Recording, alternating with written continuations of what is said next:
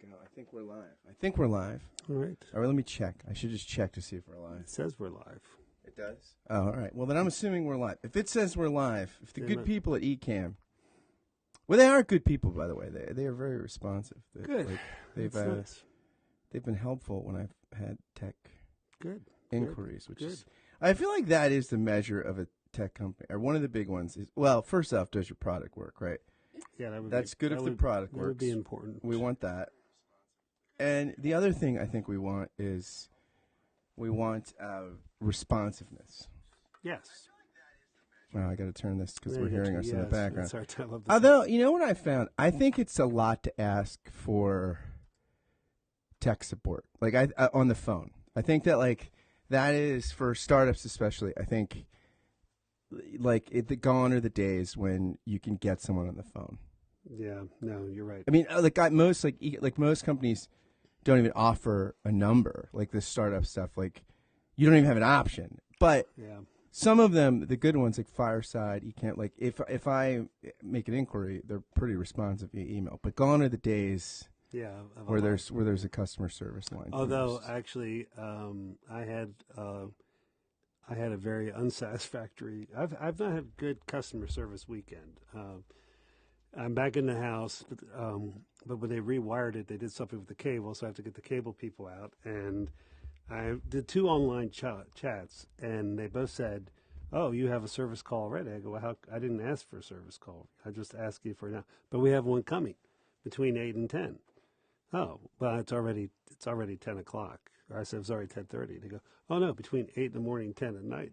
Yeah, that's like, okay, yeah. I go, well, that's not acceptable. But anyway. What if you just said, hey, we'll have a worship service here between 8 a.m. and 10 at night. You can show up. I mean, when the Spirit moves.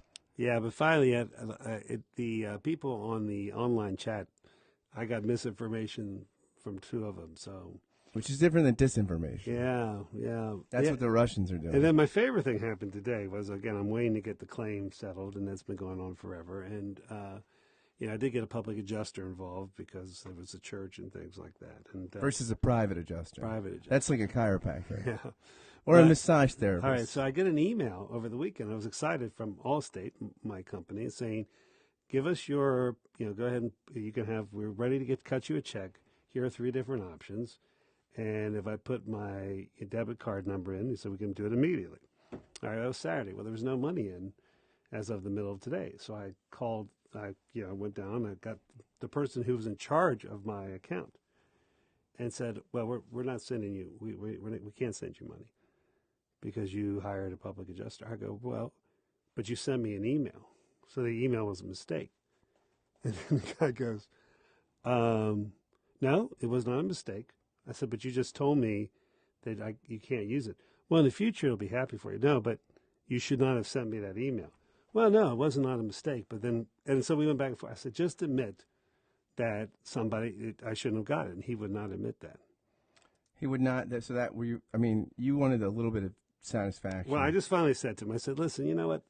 Don't pretend. Then he said, well, it's been your public job. I said, no, don't play that. I said, just don't play it with me. I know that you all started out by dragging your feet. Billy, don't play that. Yeah, don't play that. But at any rate, so that was I finally said, well, what would you want me to do? I said, just get it done.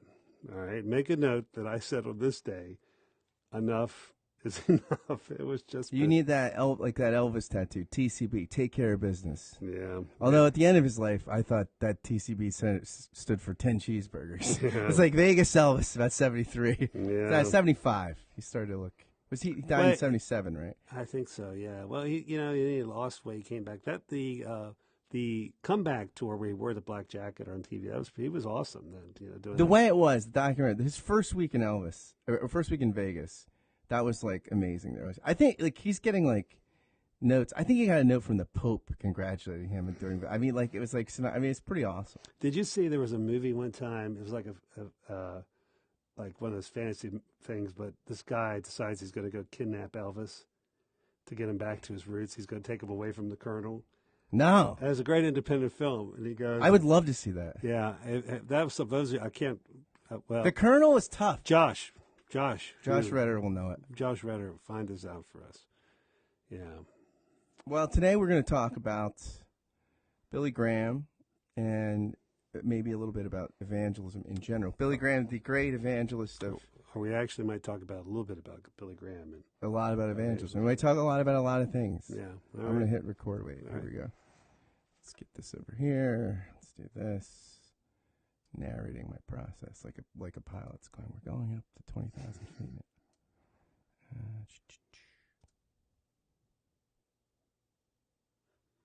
a little too tight there. Start that over. I don't like that. All right, here we go. Welcome back to New Persuasive Words. I'm Scott Jones. And I'm Bill Bohr. Bill, here we are on a Monday afternoon. Yes. Where we just celebrated our bicentennial episode. Yeah, we had nice little live stream yesterday. Yeah, it was great conversations. More of those are going to be coming. So yeah, we had fun. Jeffrey Carter from Facebook says, "Talk it up, fellas." I'm listening. I'm going to put that comment right on the thank you. platform here on our Facebook. Well, medium. We actually announced this the morning that we did our 200th episode was the morning that Billy Graham had died. They announced that he had died. And so we thought we'd talk a little bit about Billy Graham, but that would be a jumping point off for us to talk a little bit about evangelism in the 21st century. Exactly. So, Billy Graham, I think one of the things that we maybe mentioned this also when we were talking in the podcast last week. I think the thing about Billy Graham, that there are a number of things. One is personal integrity.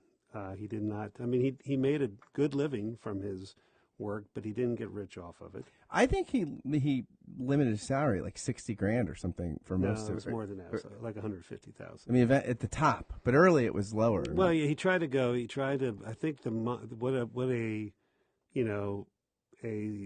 well-paid senior pastor would make, I think, is what his motto was. Osteen makes more than that. Well, that's an obscenely paid pastor. That's not a well-paid pastor. Hey, I'll tell you, obscene is in the eye of the one beholding the paycheck, not the one receiving it. It doesn't look as obscene when you're receiving it, I bet.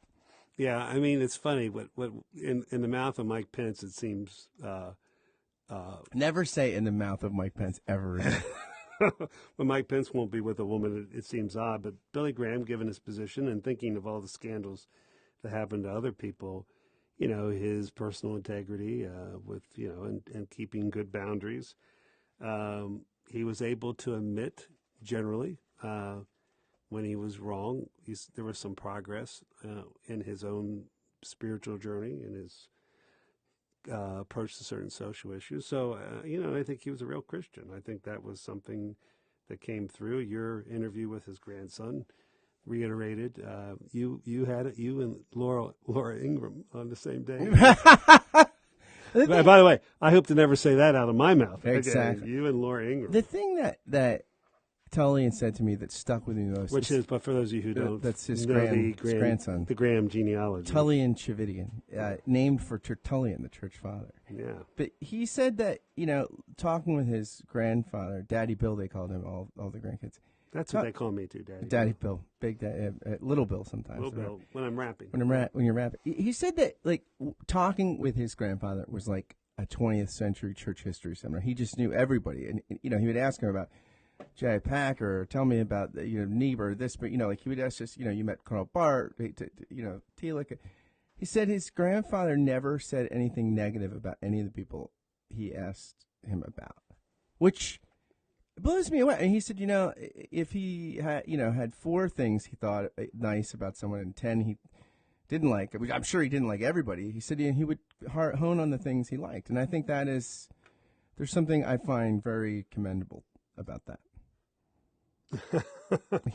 Jeff, what'd you say? Jeffrey A. Carter from California said just wish his son Franklin would be more like his father. Well, the apple is a little far from the tree, as they say. Yeah. I don't even know what we'll just let that speak for itself. And Bobby Grove from California says that he can't believe people have been questioning Billy's salvation. Yeah, we've been questioning your salvation, Bobby, but never Graham's. Seriously, who's questioning about Billy Graham? That's fascinating. Those are different circles. Now, I've heard people question, who who questioned some of his social stands and things like that. Yeah. But what you have to tell us, Bobby? Who? Pat Robertson? No, Pat likes Billy Graham. He's a fan. No, I don't know. Probably somebody in a real bunker in Idaho, maybe. It could be. It could be. I don't know. But, I think so. There's, they estimate he preached to over 250 million people in his lifetime. That's mind-boggling. And so his, it's funny. This is a story I thought I would tell you about. Fundies. It's the Fundies. Well, you know what? It's funny you bring it up because it feels like a radio show. Call it. It's like I wish I had callers. If Bobby goes to California, says Fundies. Or it is a children's show you can watch on Netflix. Exactly. From France, the Fundies. But no, I mean it's interesting. I grew up in Franklin County and was around a lot of the more Jerry Falwell-ish kind of people, and they thought it's funny you did say it. They thought Jerry Falwell was the true guy, and that Billy Graham, they questioned him because he hung out with questionable people. I guess he would hang out with anybody, and that maybe ruined his reputation or his testimony.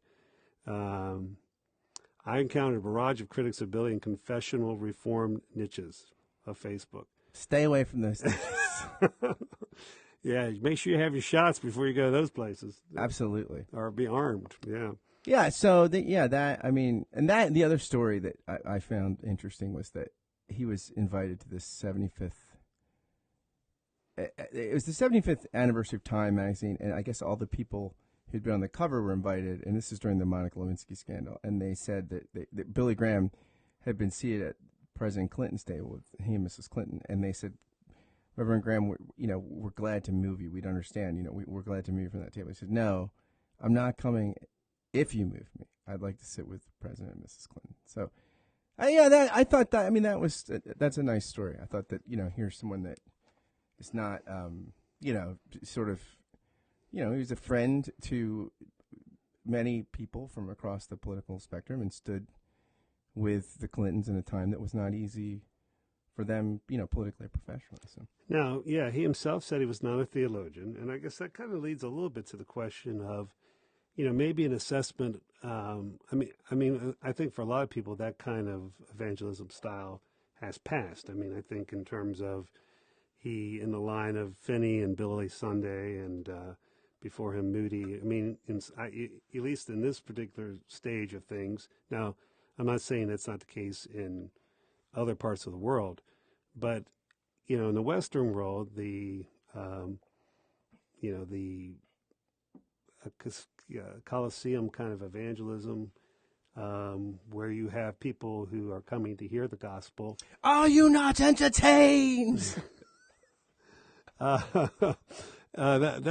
past. I think for a lot of different reasons. You and I were talking that part of the power of Billy Graham was the particular time that he showed up. He mastered a lot of the media of his time with the TV shows, the movies, the broadcasts, and things like that. And that was the most and radio Christian, before he started out with radio. And he's coming out in the most Christianized period of American history. The early 1960s, from the late 50s to 60s. Yeah. The early 60s was the peak of church attendance in the country. Right. So he's coming on the scene when post-World War II, really a civic spirit, committed to building civil society, and also anti-communism. What did Eisenhower say, that being American means believing, no matter what you believe. There's this sort of pro-faith kind of in contrast to a kind of communist.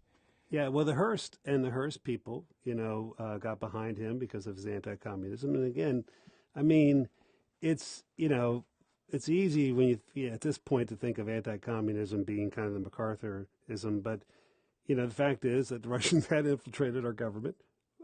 Some things never change. Some things never change. Greg Laurie does. He comes around periodically, and there are, it's interesting about those big Coliseum things, and maybe I think a lot of it was true in the Billy Graham era. A lot of the people who went to those were church people. Right, yeah. Churches would have buses, And, I kind of grew up in revivalistic Christianity. So, you'd become a Christian 3 or 4 times a year, or you'd leave, or then you'd backslide and then you'd come back again.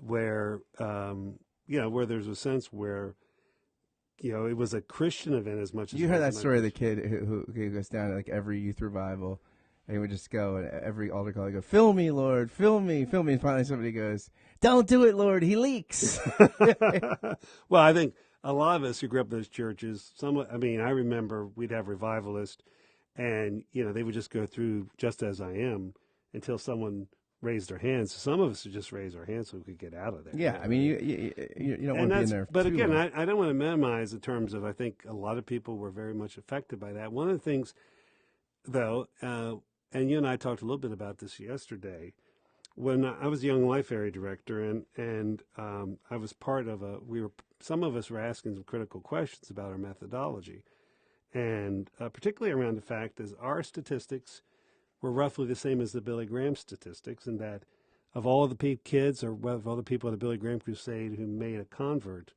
I think it was like 2% a year later were in a church.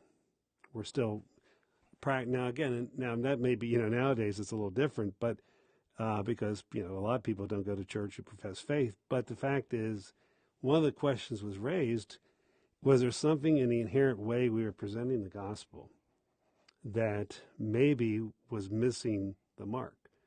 And I remember a couple of us just asked that question. Now, most of us got shouted down because it was like Young Life heresy to question what we were doing at our camps. But I think the thing is to say something. Is there something? Was the kind of gospel message that was presented sometimes a very materialistic, strange view of heaven that sometimes in those that would, and even Graham's illustrations. The Great Commission is about making disciples, not converts, and even the idea of instantaneous conversion. And I guess part of me, again, I'm not trying to cast stones at him or anything like that, because again, I think the value that he did is self-evident. But is there something about our current state, particularly the state of evangelicalism, or even the state of Christianity in this country, that some of that approach to what exactly makes one a Christian? In other words, you say the prayer, you may or may not have a feeling, and they keep talking to you till you have some kind of feeling, and yet you walk away. I know a lot of people. Well, you say the prayer in evangelical circles or in mainline context, you're born into it, right? And you're born into a sociocultural framework, and then in a decent church catechized into it, maybe inoculated from it sticking. But for both, the question is, like, in either model, it neither seems to be as effective as they once were. Well, or at least the idea, too, the way you describe sociology, we used to talk about being born into a covenant community and part of the covenant family. I think there was... If you're Reformed, but no. But Methodists or Catholics don't say Episcopalians. Well, but if you baptize infants, there's a sense of whether or not you call it covenant or not. There's a sense that you're being born into the Christian community. Most Episcopalians would think language like that is banal and Calvinistic and lowbrow. I think it's interesting too.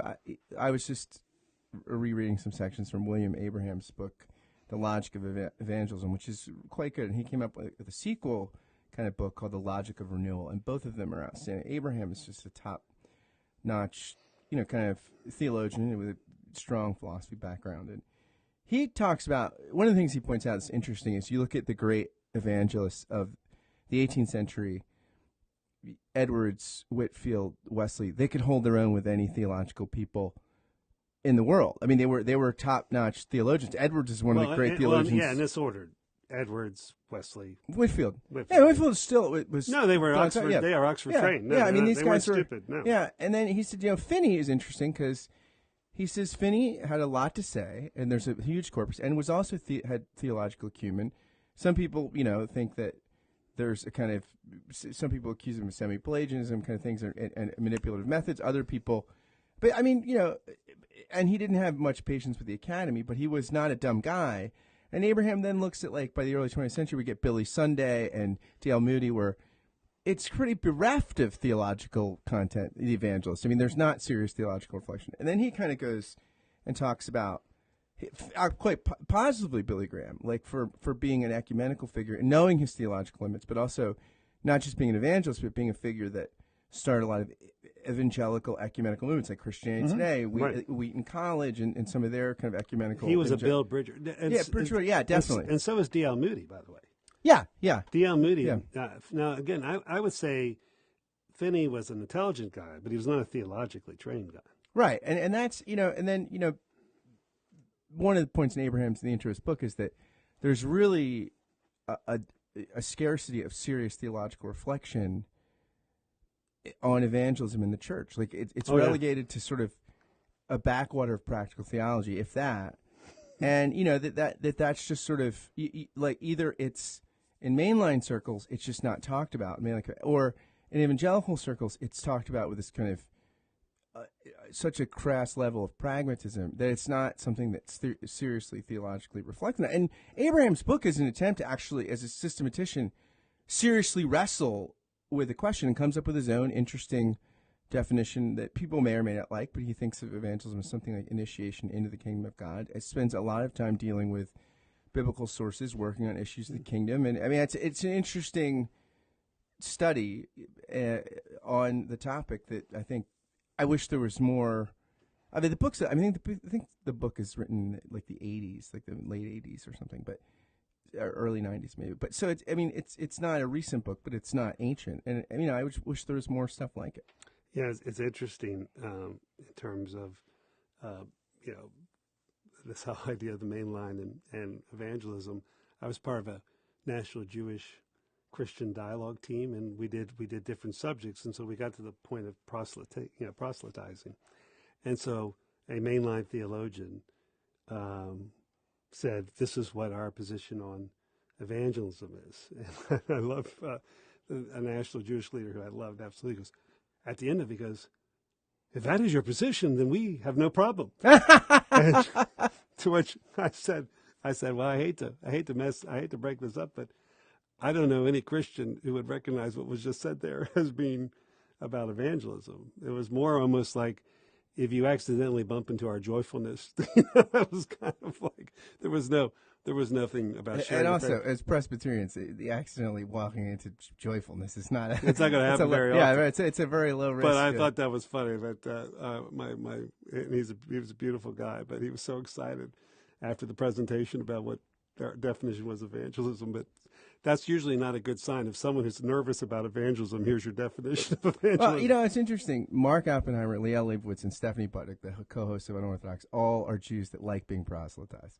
Like, it makes us feel wanted. It makes us feel like... That's funny, because they had Al Muller on their show. Yeah, the head of the Southern Baptist Convention. And Liel said, here's how I look at it, Christian evangelism. It's like if you're at the gym and your back's a little sore, and someone says... I got a great physician you should see. I got a good, that Jesus is, I think you call him the great physician. And Mark goes, great, Liel. Now, at the, Al's going to be using this at the Southern Baptist Jew Converting Convention seminar the next year. At the Liel Leibovitz Doctorate Analogy, I'm just recommending the great physician. Well, it's interesting. Just even look at the history of evangelism and conversion. The early church, was not aggressive in their proselytizing. What's interesting, though? There's not one Pauline imperative to evangelize. No. So, it's fair, because Darrell Guder, some of the people think, the Age Church, it's because it's kind of assumed. There's this sort of outward... Yeah, they preach the gospel. But, the interesting thing, too, for instance, they would be mortified at a lot of traditional evangelistic services because you didn't go... If you were talking to someone about the faith, you wouldn't go into the crucifixion. You wouldn't go into the doctrine of atonement because that's part of the mysteries. In other words, that was something that you really could only understand on the other side of faith instead of going through, he suffered for you and going through all the details. I mean, any of us of a certain tradition have all been through the sermon where they go through step by step what Jesus suffered, to evoke our kind of, this is how much he loved you. Don't you want to say yes to that love? And they would have never have done that in the early church, because that's actually something that was reserved for the faith in terms of the mystery of the suffering. Now they would talk about, well, we want to hear about our way of life. It's kind of the way Justin Martyr was converted. They were talking about philosophy, and this Christian said, well, there's a different philosophy. And he goes, well, what is it? Well, we'll talk tomorrow. Sounds like a Mormon. There's another testimony of Jesus Christ. Well, that's maybe where they got Moroni. it. Yeah. No, and I think even in the Protestant circles, I mean, Protestantism was initially kind of a conversion, Christians changing their mind about something or becoming a different kind of Christian. The first, in the modern period, the first great really mission evangelistic movement was the Jesuits. And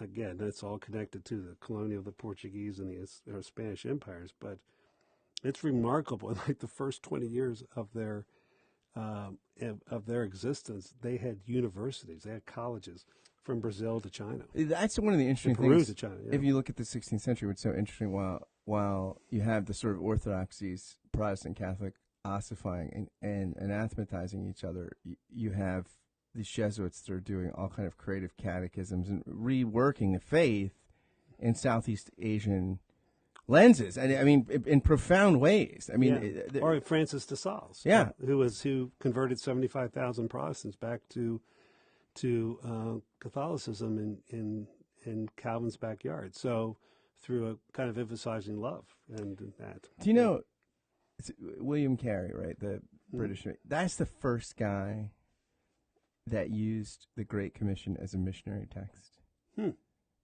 Like, if we read the Reformers and they look at the Great Commission, like that was the first century. Like the apostles went out in the places that were meant to get the faith. They got it. It was Carey was the first. It's very interesting that now I think that text, we look at that text and almost instinctually see it as something like that, but it's not.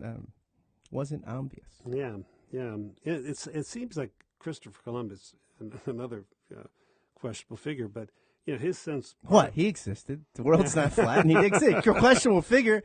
He sailed the ocean blue in 1492. I left a few words out, but if you read some of his correspondence, he has a sense that he's on a mission from God. Mission from God, yeah, and part of that includes converting the we call them the Indians, but so I think, and that also it's kind of. I was thinking about this.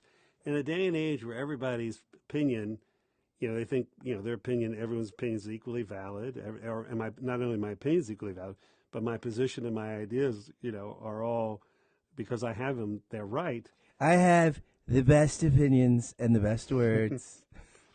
Yeah, that person who tweeted out that they like the impressions, we're just gonna get more of them now. But how does that change? How does that change the whole approach of sharing the faith? Now, again, I've spent my entire life, my entire adult ministry, working with kids. I started out working with kids who didn't go to church, didn't buy the Christian faith. And then my churches have often been filled with people who are kind of on the border, who felt that they could come and that they weren't, they were looking, mostly those were people whose intellectual issues hadn't been solved, and they found a place that was a safe place to think and ask questions. So over the years, I mean, I've seen lots of people make commitments to Christ for the first time. But, it does, I think, this age that we live in, I think, how does this affect? How does the zeitgeist we're in, where everyone's validated, it's almost offensive, let alone question your political idea. How dare I even raise the issue that maybe, hey, have you ever considered Jesus as a possibility? I think it's a different kind of feel. Leon Leibowitz says the problem with Christians is that they have, it's all or nothing. He's like, look, Jesus says Messiah, body of Christ, maybe not, but like every organization has, you start off, if for $10 a month, you can be a friend of Christ. And then at 50, you're a contributor to Christ. And eventually you work your way up the body of Christ. I might start off, we might need like a graduate that. No, I think like in an oversimplistic kind of way, I think people look at sort of late modernity, post-modernity, whatever, one of two ways. Either it's the devil in that the kind of relativism precludes serious, taking, truth with a capital T seriously or something like this, like there's truth decay and all this stuff. Like, I was thinking of Doug Groothuis's book, or whatever, but it just came to mind. But, and then you have people, and these people seem to forget that, like, a lot of Enlightenment modernity wasn't a friend to the faith in many ways. Like, so other people would say that actually this kind of postmodern perspectivalism or late modern or hyper-romantic, however you want to call it, actually opens up space to say we all have presuppositions, and faith presuppositions, ones that are rooted in Jesus, are no more or less out of bounds than any other ones. And so some people look at that as an opportunity, some people look at it as a problem. Well, I mean, there wouldn't be evangelism if in some levels, the kind of evangelism, at least when we talk about Billy Graham, if the modernity hadn't opened up and taken away the idea of state churches and your whatever your king or your prince is, that's what religion you are. So in some levels, the whole modern enterprise of evangelism is based on this idea that I'm a free agent, a little bit, that I make my own destiny, a little bit. Yeah, it's really interesting. In Church Dogmatics 4:3, Bart has a really interesting history. Like, it's like 25 or 30 pages in the small print of the modern missionary movement. And it's really well done. It's really interesting. And in there he says that what's interesting is the world came of age, so to speak, in the Enlightenment.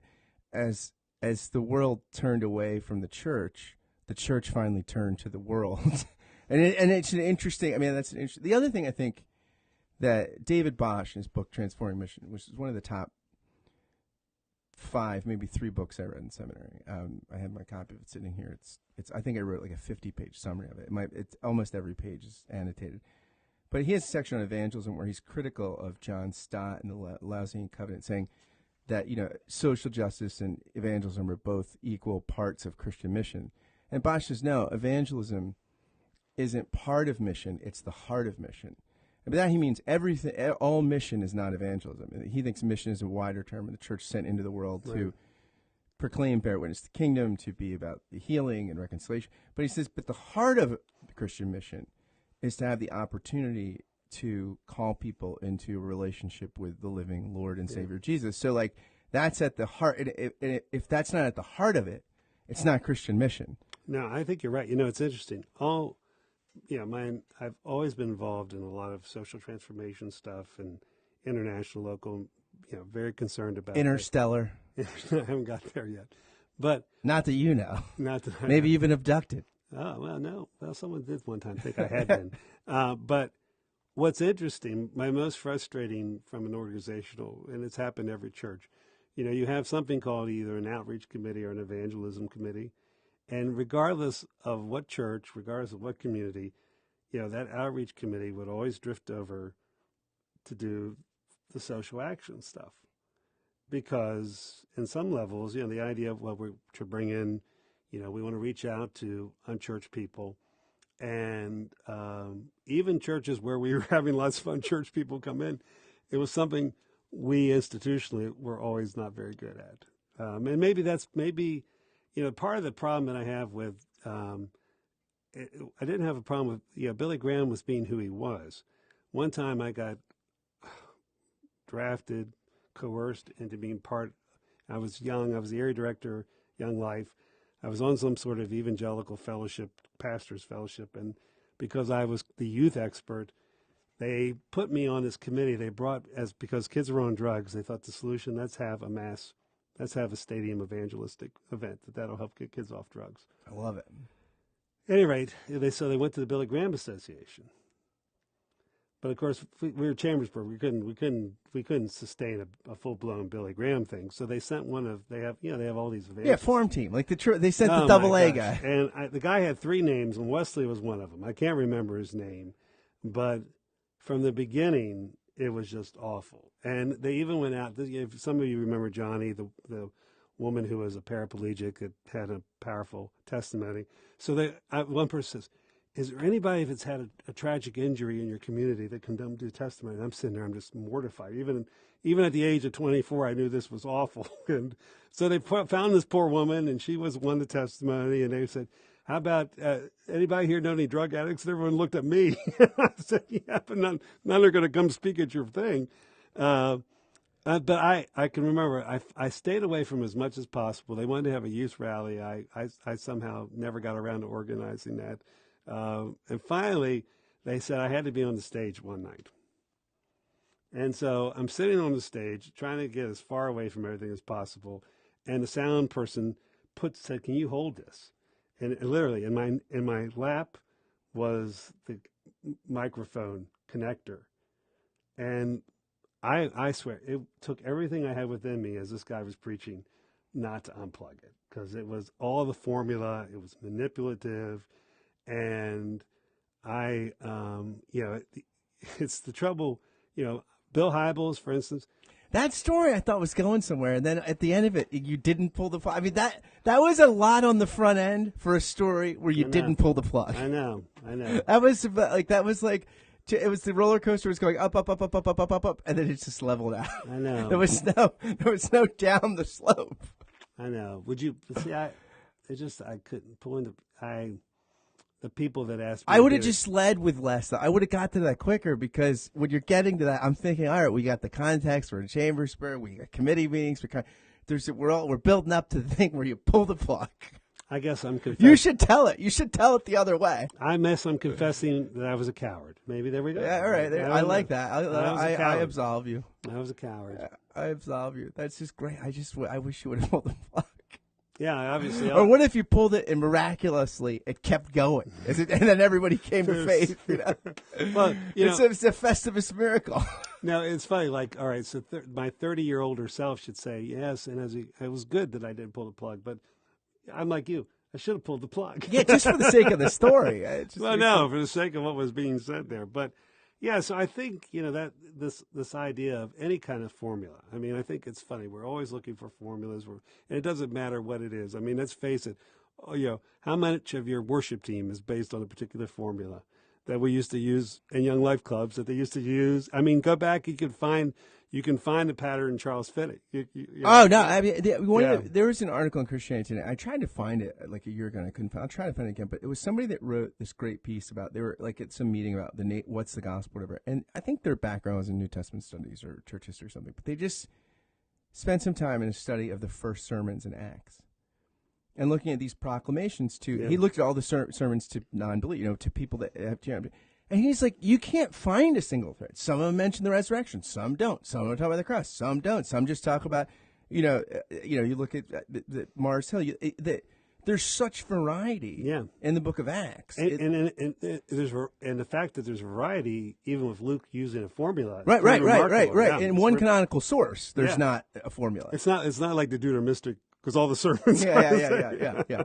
No, I think that is. I think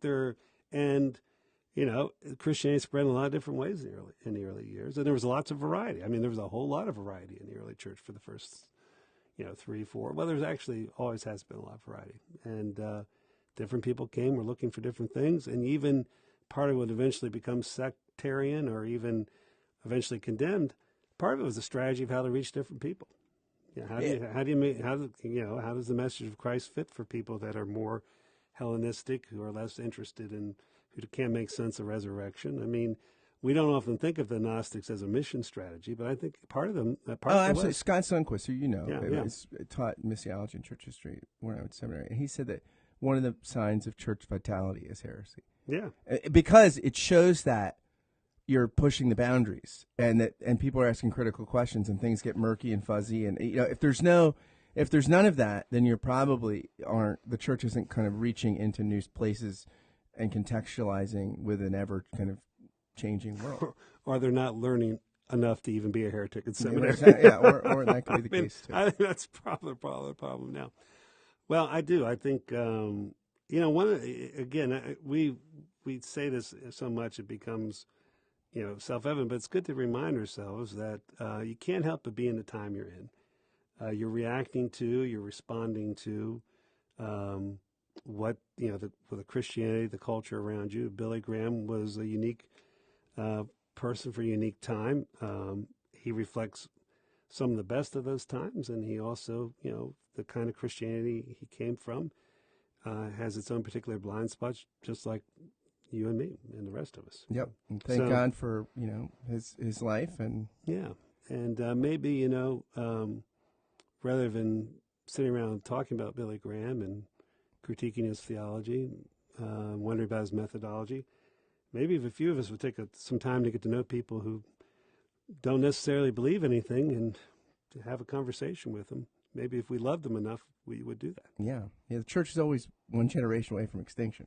So, yeah. God, thank God. Sometimes it feels like 1 week away. Yeah. Thank God for raising up evangelists. Yeah. God bless. Thanks everybody for tuning in to our Facebook Live discussion here. So. Yeah, I say, Bob, if you're still there, Bobby. I mean, it was this piety. You know, Bart was always, you know, more about Bart than I do. Both of you, Bobby and you. But that pietism made him nervous. Oh, absolutely, yeah, absolutely. I mean, Telica. We could talk about this if we could talk about this another. But Telica had interactions with Graham too, and were a little more nuanced. I mean, Telica had some interesting kind of things to say. So. Yeah, Jeff, and I know. A number of people. Matter of fact, my friend Mark Wallace, who teaches at Swarthmore College and is a very, pretty prominent environmentalist theologian, who actually he won an award. I think his article he won an award at Christian Century and Christianity Today. He's one of the few people. Mark Oppenheimer is one of the few people that's been published in the Christian Century and Playboy. Yeah, right. Although Harvey Cox was too, so he's not the only one. No. But I think, Mark Wallace was converted at a Billy Graham crusade. So lots of people. I mean, there's a lot of people who are still in the faith who started that way. So, alrighty, take care, men and women. See you. Bye now.